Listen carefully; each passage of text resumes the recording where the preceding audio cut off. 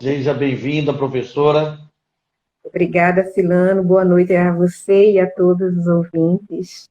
Então, alguns já entraram, alguns já saíram, estão voltando. Uhum. Inicialmente, boa noite mais uma vez a todos que estão nos acompanhando nessa live. Boa noite à professora Patrícia Érica, nossa convidada, qual tenho o prazer e a honra de ter sido aluno.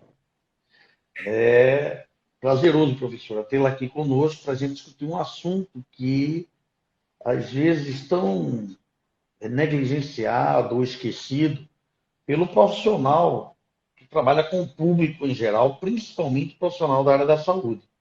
Antes da senhora entrar, eu já estava conversando com, com os que estavam aqui presentes na live, de que é um tema que não é só voltado para a fisioterapia, né? É um tema voltado Uhum. para todas as profissões que lidam com o ser humano, principalmente o profissional da área da saúde e principalmente no momento em que nós estamos vivendo.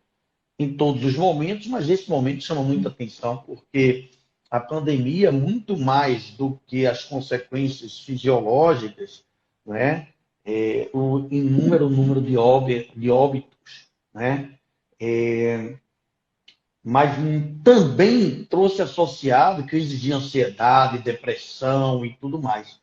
E muitas vezes falta um pouco mais de carinho, de atenção e de cuidado e de humanização, né, no olhar do terapeuta para com o paciente, o cliente, o usuário. Então, nessa linha, a professora Patrícia Érica, ela há um bom tempo já desenvolve uma pesquisa, uma linha de pesquisa nessa temática, né? Sempre teve um olhar voltado para a questão da humanização. Lembro-me Uhum. bem, eu já vou completar alguns anos de formado, poucos anos de formado, mas sempre lembro que a professora Patrícia Érica teve essa preocupação.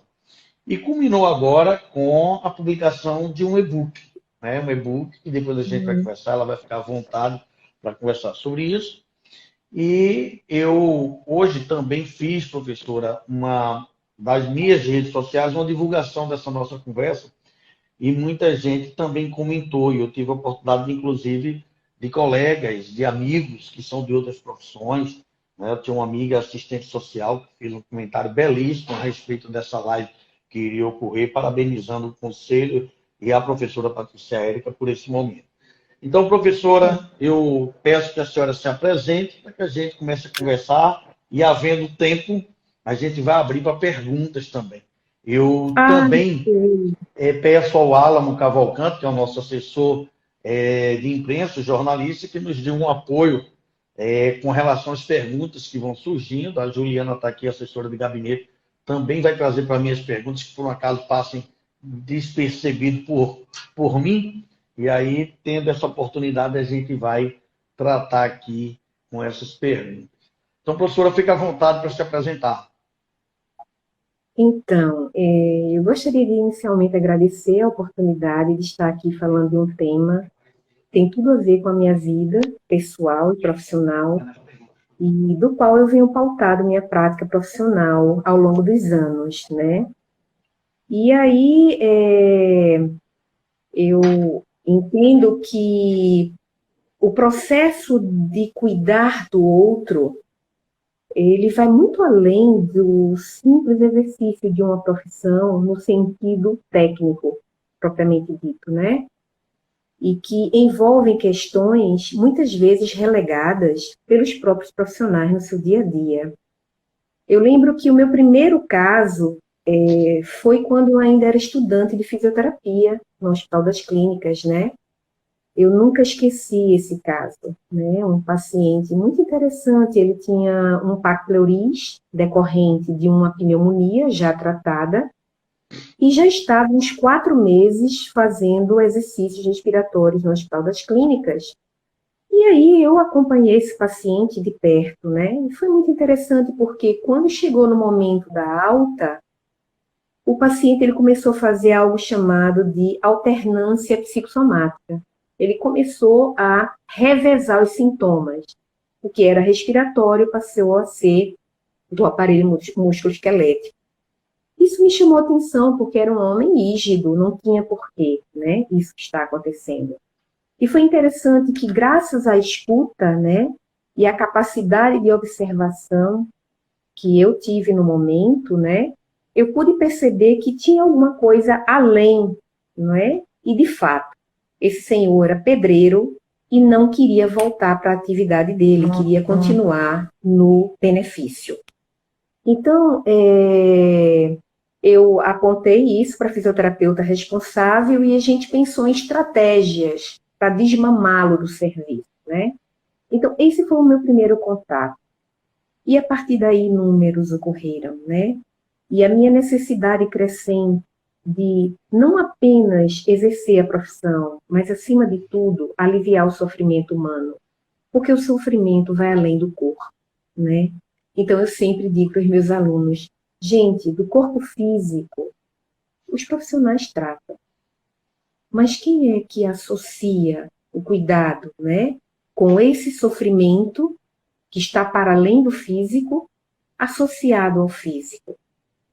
Então, nesse sentido, eu entendo que a escuta, ela deve ser prioridade, independentemente de qualquer profissão da saúde, porque você está lidando com o outro, com uma vida, com uma história, não é? Uma história da qual muitos dos profissionais desconhecem, Silano, infelizmente. O que eles conhecem muito pouco, não é? São as queixas, os exames, né, laboratoriais, de imagem, não é? Um pouco da história clínica, mas quem é Silano? Quem é Patrícia? Quem é o seu João? Que impacto aquela doença vai trazer na sua vida? Que limitações você pode vir a desenvolver em função dela, não é? E de que forma a compreensão e o entendimento que eu tenho sobre esse processo de adoecimento, ele pode interferir favorável ou desfavoravelmente à minha própria evolução clínica.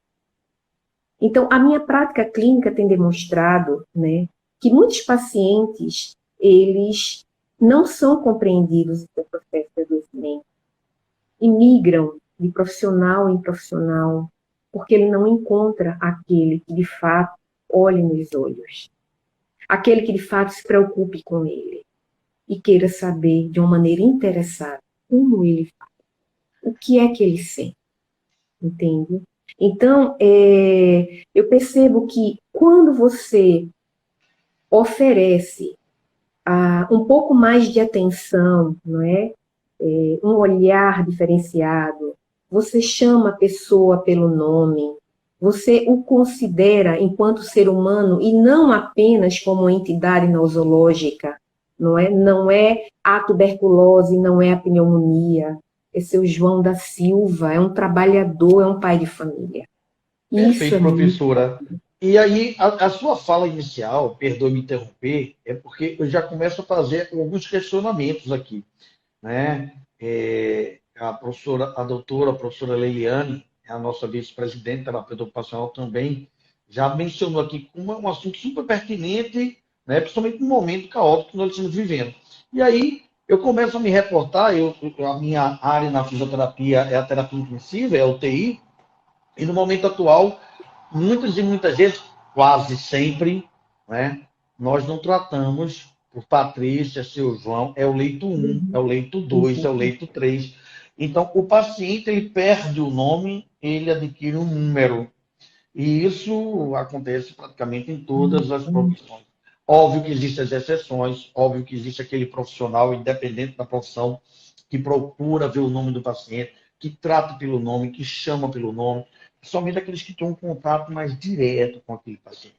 E aí, uma das perguntas que eu iria fazer, a senhora já responde quando diz que esse interesse pela escuta começou ainda enquanto aluna, né? Ainda nas cadeiras do curso de fisioterapia. Mas para que o nosso espectador ele possa entender melhor, e nós temos outros espectadores aqui que não são só fisioterapeutas, temos de diversas profissões, de forma bem prática. O que significa esse escutar, que a senhora já vinha desenvolvendo já essa fala, e qual as formas ou a forma de abordagem que pode ser empregada nessa prática clínica, para que a gente possa começar a direcionar para aqueles que estão nos ouvindo. Exatamente. Então, vamos lá, né? Existe uma diferença entre ouvir e escutar, né? Ouvir é a capacidade que o seu aparelho auditivo tem de processar aquela informação que chega e vai estimular o cérebro, você vai reconhecer a informação. Mas escutar está para além do ouvir, né? Escutar significa a capacidade que você tem de dar atenção ao outro, de poder perceber o que é que ele deseja estar repassando, o que é que ele está passando, o que é que ele está sentindo. É a capacidade que o profissional tem, a pessoa, qualquer pessoa, não é, de ser empática, né? Então, a escuta, ela passa muito pela empatia, que é a capacidade de se colocar no lugar do outro. Quando você não tem disponibilidade interna, quando você prefere se distanciar do outro, não é? Porque a dor dele te incomoda, mas você não tem consciência disso, então você trata o outro pelo leito. É o leito 1, é o 2, é o 3. O doente é o doente de ninguém, porque não tem Cilano que vai se responsabilizar por seu João que está no leito 1. Existe um rodízio de fisioterapeutas, existe um rodízio de plantão de médicos, de enfermagem e por aí vai, não é? Isso é uma forma de você diluir as responsabilidades e de você se proteger também, porque ele não é meu paciente, é o paciente da equipe e o paciente não tem que se reportar. E isso me lembra muito a tese de doutorado de uma autora de São Paulo, chamada Ana Pita, né?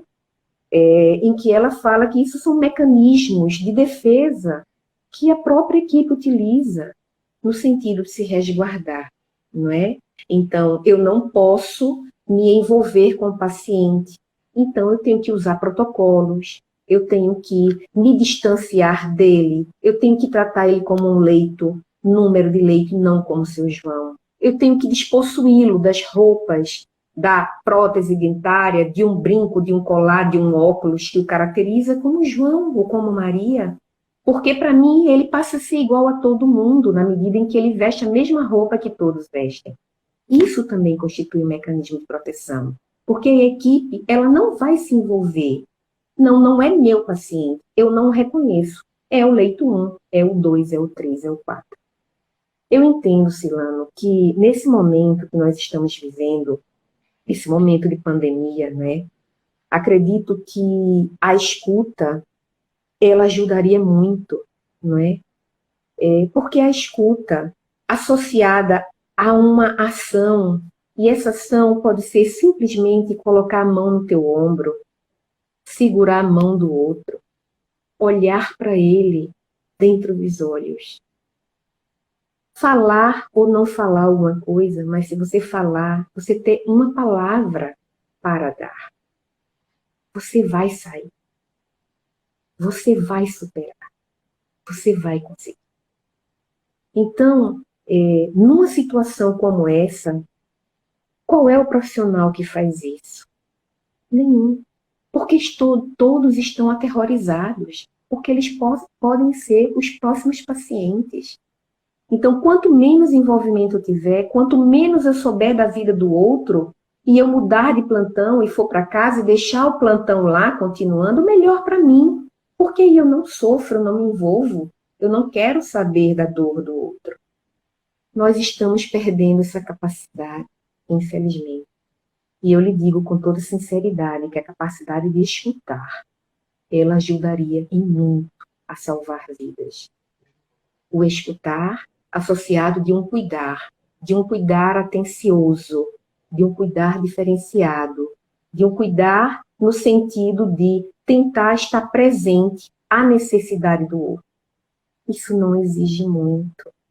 não é muito. Qualquer um de nós pode fazer isso na prática clínica. Quer seja em terapia intensiva, quer seja a nível hospitalar ou ambulatorial, em qualquer dimensão da vida, você pode fazer isso, não é? Mas você precisa ter empatia. Você precisa ter a capacidade de se colocar naquele lugar e pensar, é dessa forma que eu quero ser tratado.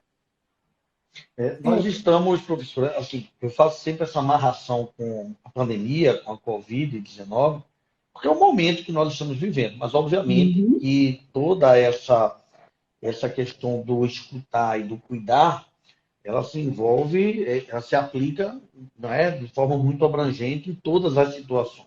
É a relação paciente-terapeuta, terapeuta-paciente. Inclusive, enquanto a senhora falava agora dessa questão do significado do escutar, do cuidar, eu estava lembrando que no hospital de campanha recente, uma pessoa conhecida, funcionária da limpeza do hospital, ela percebeu que um paciente que não estava entubado, um paciente que estava conversando, ele com uma dificuldade respiratória, ele simplesmente estava acuado no canto, como um bicho acuado, com medo. E, de repente, essa pessoa que é a funcionária da limpeza, da manutenção ali, observou mas ela, como ela disse, palavras dela, ela se atreveu a chegar junto do paciente e perguntar se ele estava com medo e por que ele estava com medo.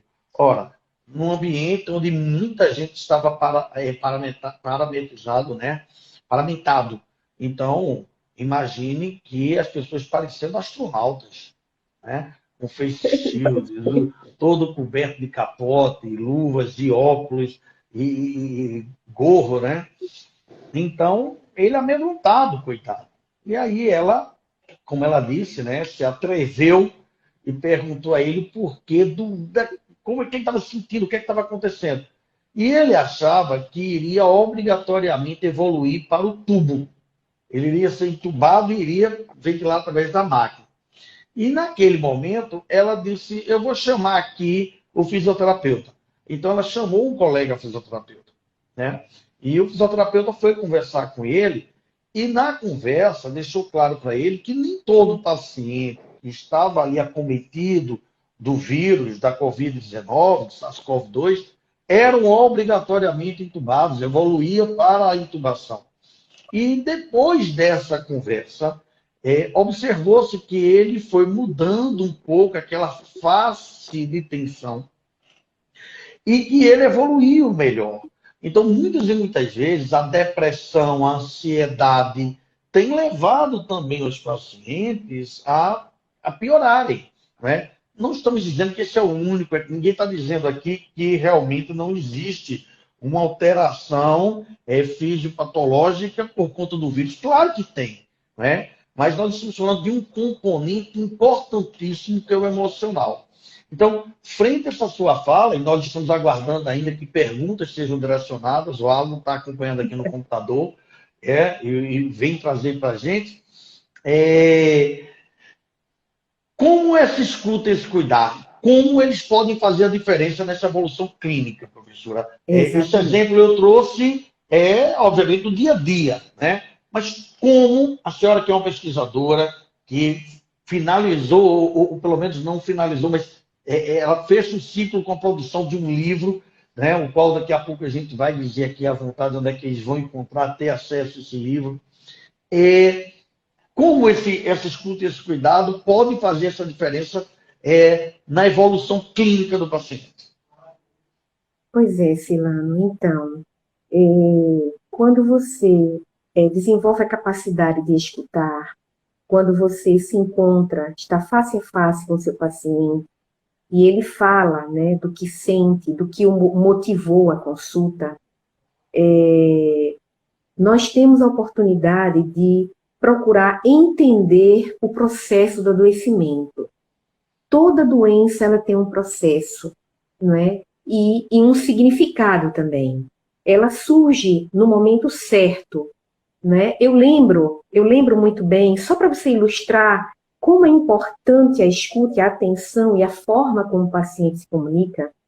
Eu atendi uma paciente no ambulatório de fisioterapia das Hospital Clínicas, uma paciente que o corpo dela já falava, né? Uma pessoa vestida de preto, magra, muito magra, cabelos presos, e ela disse para mim que tinha bronquiectasia, né? E que a bronquiectasia tinha sido decorrente, num período de 2 anos, ela tinha tido 2 quadros de tuberculose pulmonar, intercalado por uma pneumonia, que, segundo ela, quase a matou. Neste exato momento, eu tive o insight de perguntar para ela, porque dentro da minha prática clínica eu achei muito estranho a recorrência, num espaço de tempo tão pequeno, de 2 episódios de tuberculose, e do qual ela disse que havia sido tratada. E no meio desse intervalo, uma pneumonia. Então, no mínimo, isso me chamou extremamente a atenção. Um sistema respiratório muito acometido, né? Muito acometido, com recidiva. E com pouco tempo, Silano. E aí eu tive um insight e perguntei para ela, eu quero que a senhora me diga o que aconteceu exatamente há 2 anos atrás. Então ela baixou a visão, baixou os olhos e disse, eu perdi o meu marido. Silano, naquele momento, eu entendi todo o processo de adoecimento dela. A dor, a saudade, a tristeza, e conceber o pulmão, né, como a sede da tristeza pela medicina chinesa. Então, quando a gente pensa, né, que a doença às vezes acontece, ela não acontece por acaso. Ela acontece dentro de um contexto. E a escuta me propiciou, ao longo do tempo, entender esse processo de adoecimento e de lançar estratégias para tentar, na medida do possível, resgatar a autoconfiança dessa paciente, no sentido de que, apesar da bronquiectasia, ela poderia continuar vivendo. E não teria que viver num serviço de fisioterapia, fazendo fisioterapia respiratória. Não. Desde que ela se responsabilizasse pelo processo de resgate à saúde e ela investisse no próprio tratamento a nível domiciliar, porque a gente trabalha com processo educativo, essa paciente tem condições de receber uma alta que eu chamo alta programada, né? Nós vamos desmamando o paciente do serviço, acompanhando ele periodicamente e administrando, na medida do possível, orientações para que ele desenvolva sua autonomia, seu cuidado pessoal para não complicar. O fato é que essa paciente evoluiu favoravelmente, nós conseguimos dar alta a ela e até o presente momento ela não voltou. Então veja, o que eu quero dizer disso tudo? Você tem uma compreensão sobre esse processo do adoecimento e o significado que essa doença tem, e você poder, de alguma forma, conduzir a sua conduta, de forma que você tenha um manejo mais adequado desse paciente. Isso, de certa forma, é cuidar. É um cuidado atencioso, é um cuidado individualizado, singular, de acordo com a necessidade de cada um. E nós estamos numa profissão, Silano, que propicia demais essa possibilidade, não é? Nós temos a possibilidade de atender esse paciente pelo menos 3 vezes por semana, dependendo da condição clínica do doente. Nós temos a possibilidade de poder, ao longo deste acompanhamento, ir juntando o quebra-cabeça. O quebra-cabeça, né, que é o tema do meu livro. Esse quebra-cabeça que a gente vai montando ao longo de cada sessão. Porque a cada encontro, o paciente ele coloca uma peça a mais naquele quebra-cabeça de 1000 peças. E você vai juntando essas peças, de forma que, ao final, você tem uma visão geral, né, do que aconteceu, por que ele adoeceu, Quais são as perspectivas dele? Ele deseja de fato melhorar? Ele quer investir? Ou ele quer usar a doença para se colocar no lugar de vítima, obter benefícios secundários que estão além de qualquer tratamento fisioterapêutico, tá certo? Então, nesse sentido, essa escuta é só escutar. Escutar é uma capacidade inerente do ser humano. Eu não preciso ser psicóloga ou psiquiatra para escutar. Não. Precisa ter muita empatia, né? Eu preciso olhar para você e saber que você, de alguma forma, toca meu coração. De alguma forma, eu sou responsável pelo seu resgate à saúde. E você, sentindo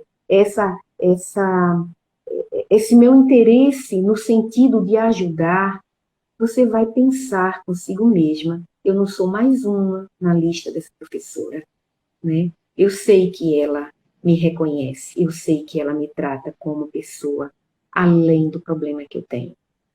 Outro dia eu estava no centro da cidade, para você ter ideia do quanto o paciente para mim ele é importante, todos eles, Silane, todos eles, ao longo de minha carreira inteira.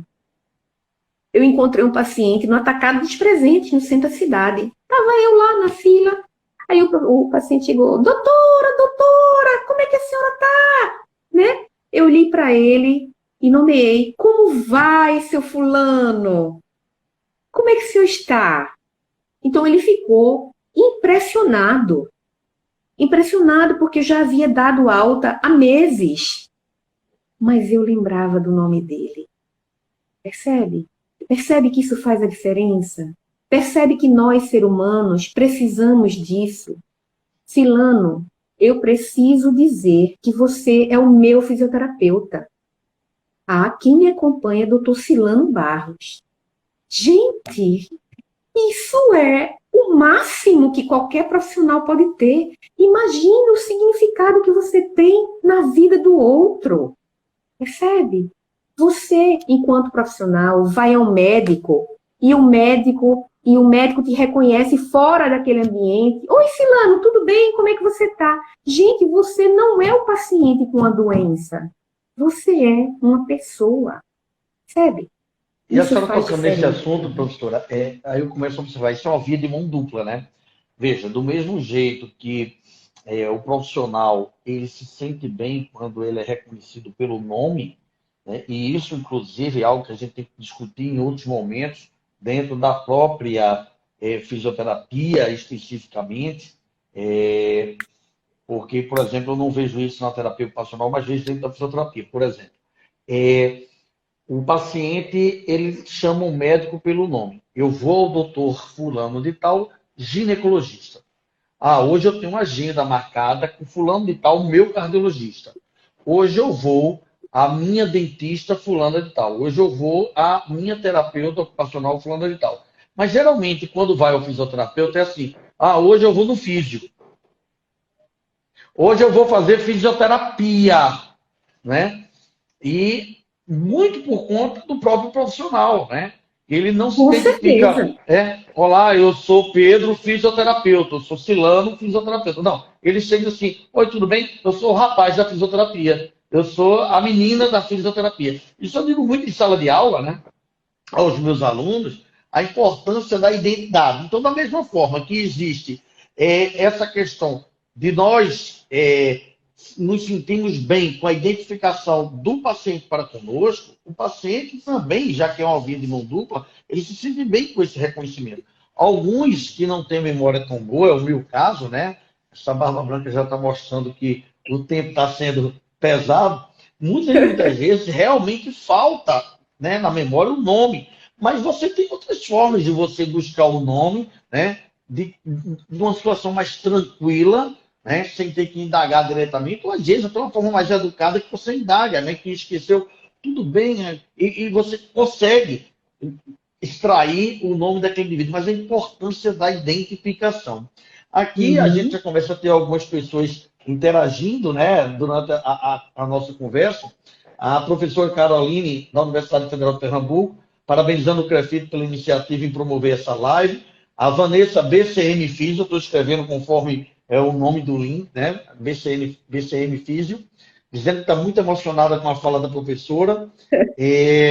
O Flávio Lúcio, 036, dizendo que, com certeza, doutora Patrícia, eu tenho percebido a prática atualmente na linha de frente do Covid, setor enfermaria, e o diferenciado que se faz diante dessa escuta qualificada.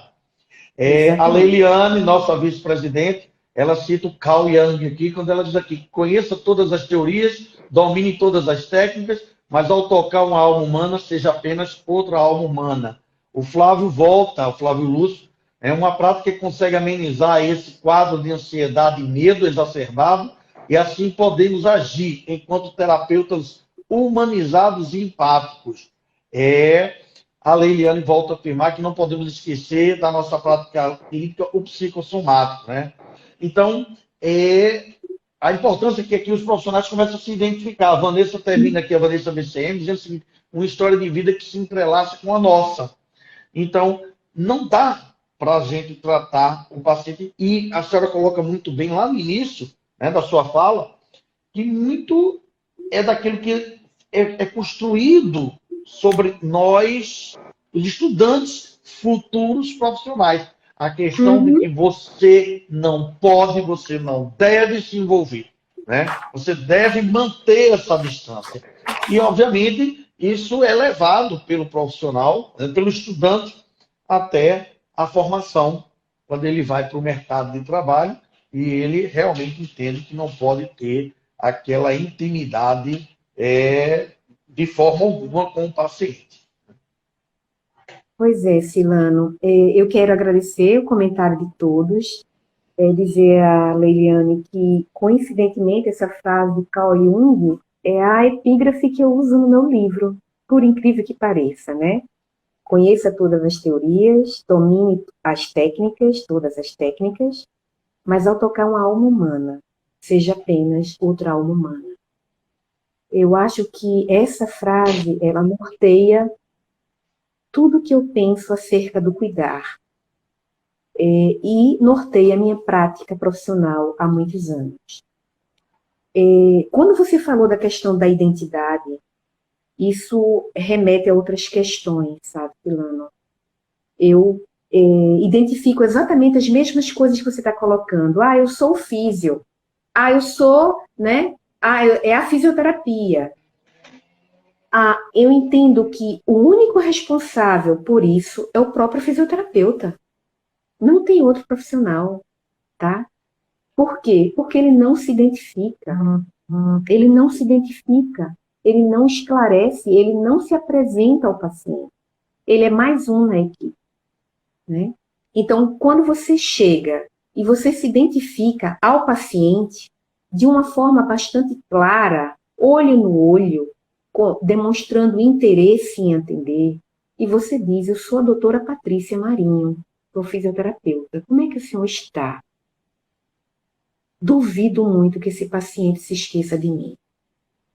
Duvido muito. Por quê? Porque eu vou, dentro da minha perspectiva, né, conduzir o encontro de uma forma que ele seja marcado pela singularidade.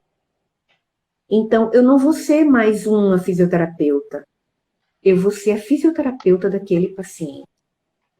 Isso aí é uma questão de exercício. Exercício que já começa na própria formação acadêmica. Silano, eu me lembro muito bem, na época que eu atendia nas enfermarias e levava os alunos para as enfermarias,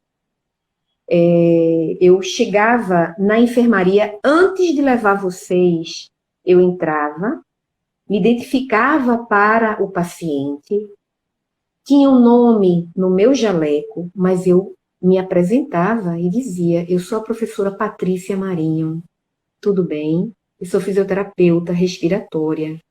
Eu vim aqui a pedido do médico, queria saber como é que o senhor ou a senhora está. Aí ela dizia, eu estou assim, assim, assim, tal, tudo bem, muito bem. A senhora se importa que eu traga os meus alunos para lhe acompanhar? Não, professora, pode trazer. E aí, eu sempre dizia previamente aos alunos, fora do ambiente, né, onde o paciente está, eu quero que cada um de vocês se nomeie. Eu sou Maria José, sou acadêmica de fisioterapia. Eu sou João da Silva, sou acadêmico de fisioterapia. Nós estamos aqui para cuidar do Senhor ou da Senhora. Silano, olhe, a resposta é maravilhosa, porque eu tenho até, inclusive, um relato para fazer de uma paciente. Eu lembro que ela dizia, né, que não conhecia ninguém da enfermagem, os técnicos de laboratório, os técnicos de raio-x, os médicos que entravam e saíam. E eu perguntava, quem é o seu médico? Não sei não. É aquele alto, gordinho, usa óculos, meio careca, sabe quem é? É assim que eles dizem. Mas a culpa é do profissional, que não se apresenta, não se identifica, não se interessa em manter uma relação mínima com o objeto da sua intervenção. E aí, para surpresa nossa, a paciente, ela sabia o dia que eu ia, o horário que eu ia, voltar para lá, e ela me tratava pelo nome, e o melhor, ela reconhecia os alunos que a tratavam. Então, Silano, tudo é questão de postura, tudo é questão de formação acadêmica, de você se colocar no lugar do fisioterapeuta. Não é físio, não. Não é fono, não. Não é TO, não. É fisioterapeuta. Eu nunca me intitulei de físio. Não, não sou físio, não. Eu sou fisioterapeuta. Você é fonoaudiólogo. Você é terapeuta ocupacional. Você pode dizer que é TO, que é físio. Você já se desmerece na própria apresentação. Então, como é que você quer o respeito e o reconhecimento do outro, se você próprio não se valoriza na sua prática profissional? Se você não se posiciona adequadamente frente aos outros profissionais de saúde? Então, eu entendo que isso é uma questão muito mais da formação, não é, do profissional e dele não se valorizar o suficiente para se colocar como tal.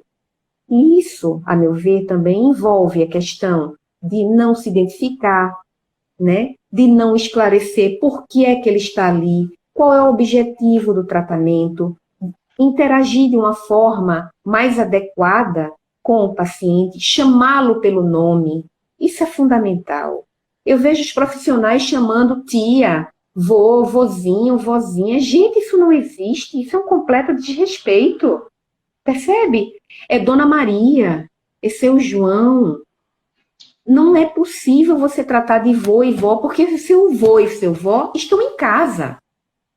Não é sua tia, não. Não é seu João, é Dona Maria.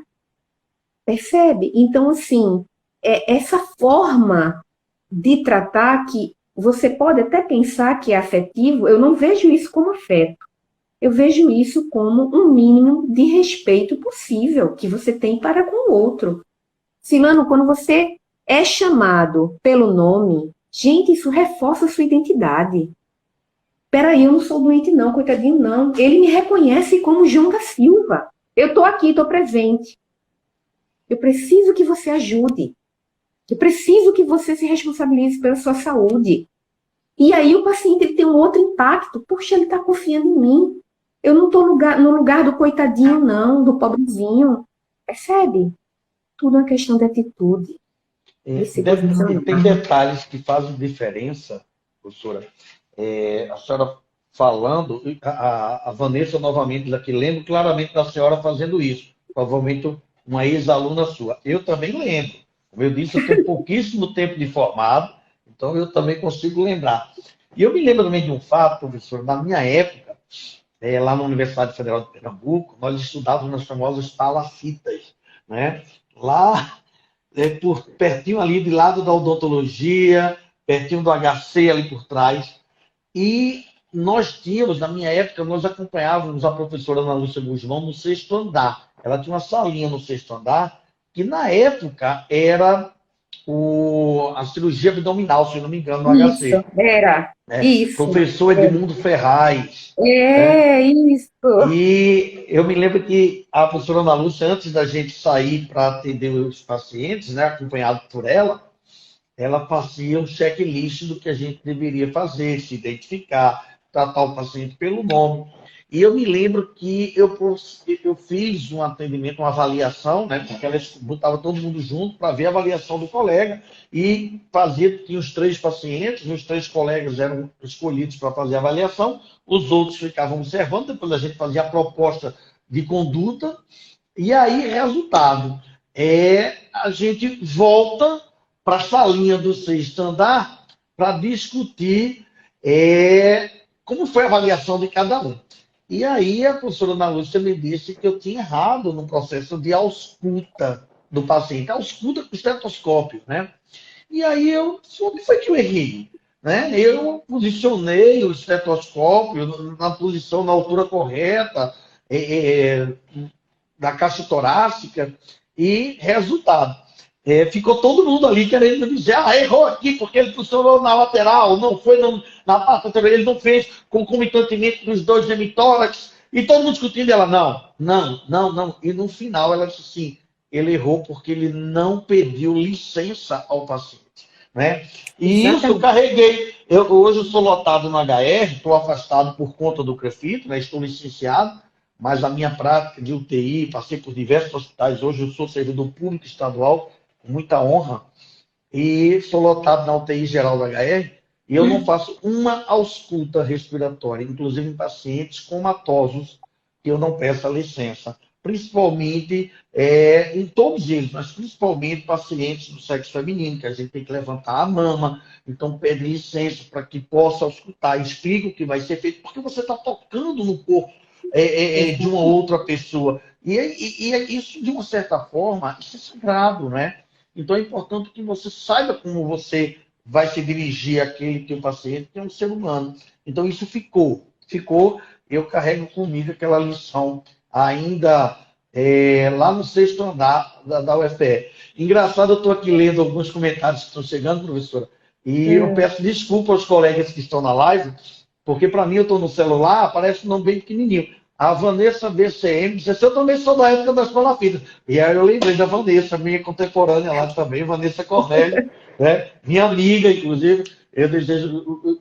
Por isso que ela disse assim, eu me lembro bem da conduta da professora Patrícia, me lembro exatamente dela fazendo isso. A Cecília Silvestre, foi minha aluna, né, com todo prazer, uma nova fisioterapeuta aí formada. Excelente live, parabéns pela iniciativa, tema bastante atual e muito relevante para os nossos atendimentos. Sejamos profissionais, sim, porém a humanização das condutas fisioterapêuticas faz a diferença. Né? O Rodrigo Muniz, as revelações humanas são de grande importância para a confiança do paciente. Não podemos nos identificar temos que ser o. Né? Bem, eu acredito, Alamo, quanto tempo nós temos ainda de live? 10 minutos, né, professora? Então a gente já vai se encaminhando para um desfecho. Eu deixo a senhora à vontade, né, para fazer os seus encaminhamentos, né, para o nosso final. Infelizmente, o Instagram limita o tempo, né? Daqui a pouco ele apaga sozinho. E eu quero, pelo menos, deixar gravada essa live para que aqueles que não puderam assistir, com certeza os que assistiram, né, vão comentar, e aqueles que não puderam assistir, estavam ainda trabalhando, não tiveram tempo, eles vão voltar ao IGTV do CREFITO 1. O Alan depois disponibiliza também no YouTube, Alan? YouTube e o IGTV. YouTube e o IGTV, né? E aí eles vão poder assistir novamente, pode indicar para que assista essa live. Então, fique à vontade para os seus encaminhamentos para o fechamento. Bem, eu gostaria só de colocar aqui que nós precisamos, enquanto profissionais, não é, sermos, antes de tudo, terapeutas. Não é? Eu lembro que na minha aula, de formatura, né, eu lembro da fala de um professor, né, que ele dizia assim, profissionais todos serão, terapeutas alguns. E eu fiquei me questionando naquela época, muito nova, né? Meu Deus do céu, quer dizer, né? O que é que eu quero ser? Então, eu sempre quis ser terapeuta, Porque terapeuta, Sila, é aquele que está a serviço de alguém, né? E profissionais não.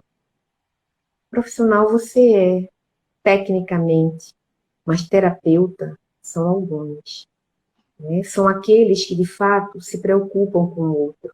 São aqueles que, de fato, né, procuram exercer o seu mistério da melhor maneira possível, contemplando a parte técnica, mas a parte humana, da qual a escuta e o cuidar fazem parte.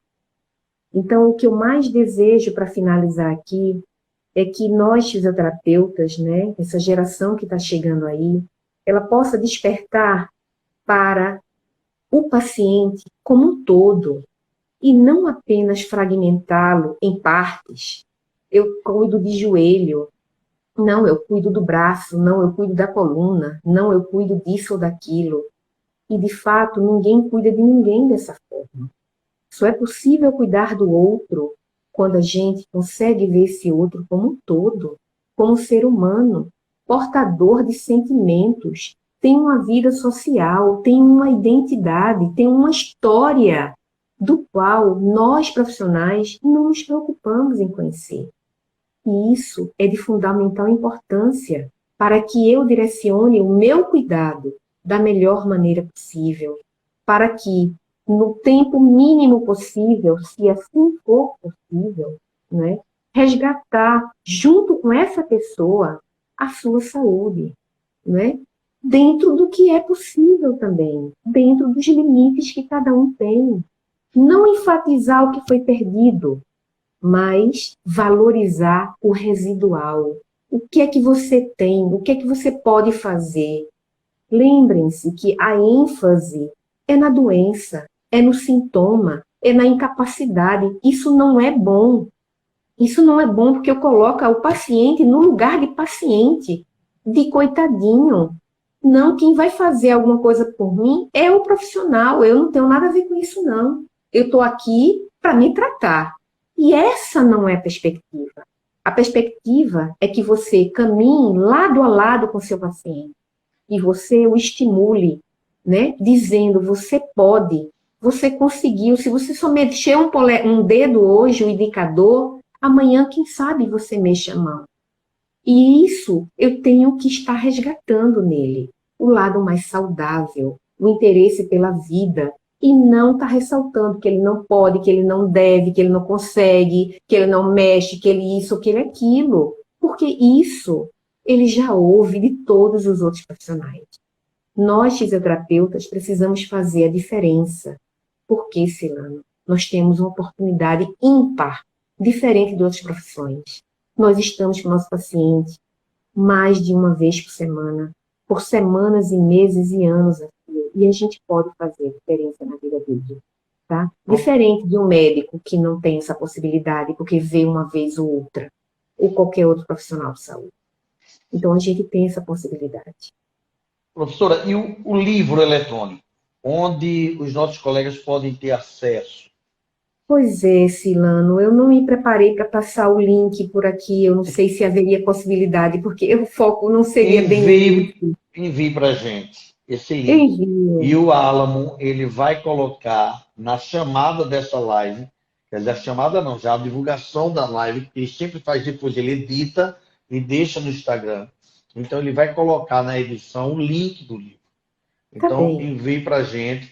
Então, só para deixar claro aos colegas que aqui estão conosco, a professora Patrícia colocou, né, a sua vivência, a sua prática desse tema Isso. discutido agora, num livro eletrônico, né, o e-book, e esse livro foi publicado pela editora.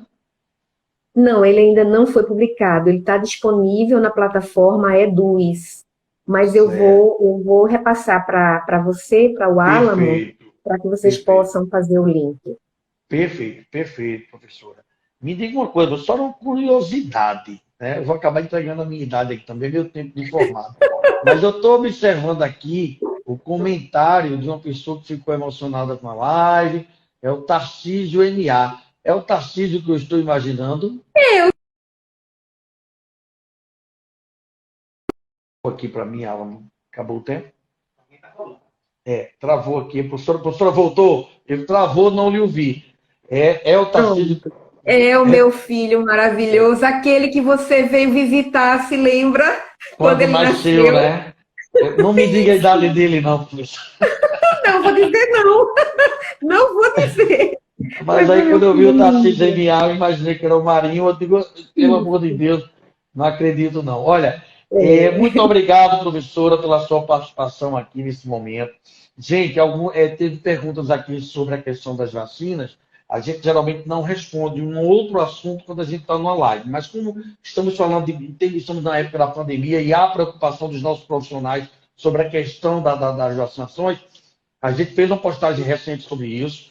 As vacinações, o cronograma e a execução é de responsabilidade das secretarias municipais de saúde, mas elas são obrigadas a cobrir o PNI, o Plano Nacional de Imunização. Então, vocês têm que consultar o site das suas secretarias. Aqui no Recife, das 4 capitais que o CREFITO 1 está na sua circunscrição, Recife, Natal, João Pessoa e Maceió, a Secretaria de Saúde do Recife foi a única que respondeu e que deixou claro que o cronograma está sendo seguido. Quem trabalha em consultório, em ambulatório, em clínica, vão ser vacinados pela idade. Por enquanto, no momento, são profissionais da saúde de 55 anos para cima. Dentro em breve, isso vai cair para 50 anos e assim por diante. Então, acompanhe o site da sua secretaria. Agora, comunique ao CREFITUM se o Plano Nacional de Imunização não estiver sendo cumprido, porque nós notificamos o Ministério Público. Muita gente agradecendo o professor aqui. Não dá para mencionar todos, mas muita gente parabenizando. O professor, doutora Patrícia Érica, maravilhosa, tudo. E, enfim, agora fica o agradecimento do Prefeito 1, que foi maravilhoso nesse momento, para que a gente pudesse também trazer esse assunto à tona no momento que a humanidade está passando, um momento tão difícil que a gente precisa, sim, de empatia, a gente precisa, sim, de ser mais humanos, mesmo no momento de cuidar do corpo. A gente precisa levar em consideração que o paciente ele não é um número, o paciente tem nome, ele é fruto do amor de duas pessoas, e ele ama, ele tem pessoas que com certeza também o ama, e a gente precisa entender todo esse contexto. Então, eu agradeço em nome do Prefeito 1, tive a honra aqui de dividir com a professora Patrícia Érica esse momento. Obrigado a todos e fique à vontade nas redes sociais do Prefeito 1 para consultar e tirar qualquer dúvida, inclusive sobre o assunto que foi debatido, será editado, será colocado no IGTV, no YouTube, e o Alan vai também acrescentar o link para quem quer ter o acesso ao link. Boa noite a todos. E muito obrigado, professor. Gratidão ao conselho. Beijo a todos. Até lá.